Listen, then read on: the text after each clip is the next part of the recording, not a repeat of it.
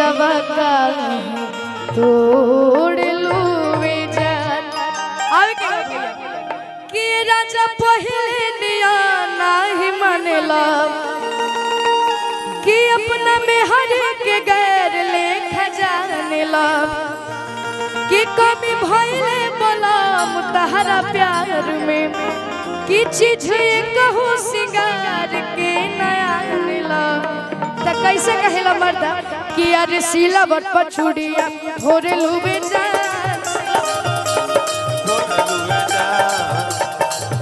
अरे सीला बट पछुड़िया भोरे लुबे जान।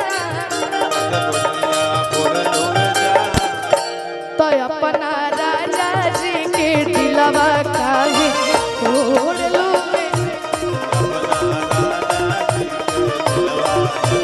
तोड़ लूबे जान। अपना राजा जी के दिलवा काहे तोड़ लूबे जान।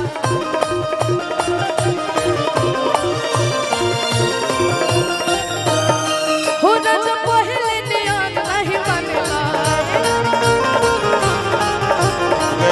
अपना में हर के गैर लेखा जानेला हो कभी भइले बलम तहरा प्यार में चीज ये कहू सिंगार के नया नेला। सिला बट पछुड़िया फुरे लुबे जा। सिला बट पछुड़िया फुरे लुबे जा। तो अपना राजा जी के दिलवा का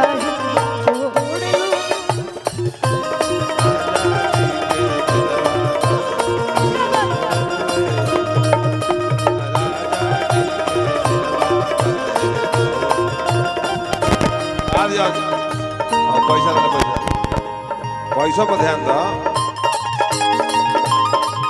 हमारे संतोष सिंह जी की तरफ से ढेर सारा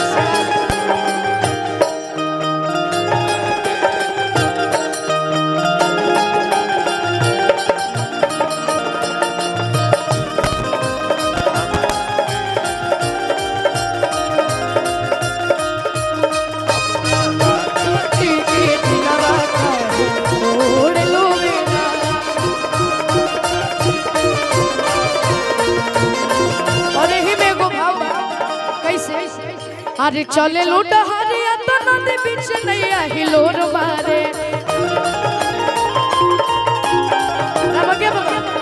लेकिन ऐसे ना हम चाहता नहीं तनी भाव में हाँ आ जाते नहीं कैसे कहे के बा। अरे चले लूट हरिया तो नदी बीच नैया हिलोर मारे। अबे के बा भैया कि चले लूट हरिया तो नदी बीच नहीं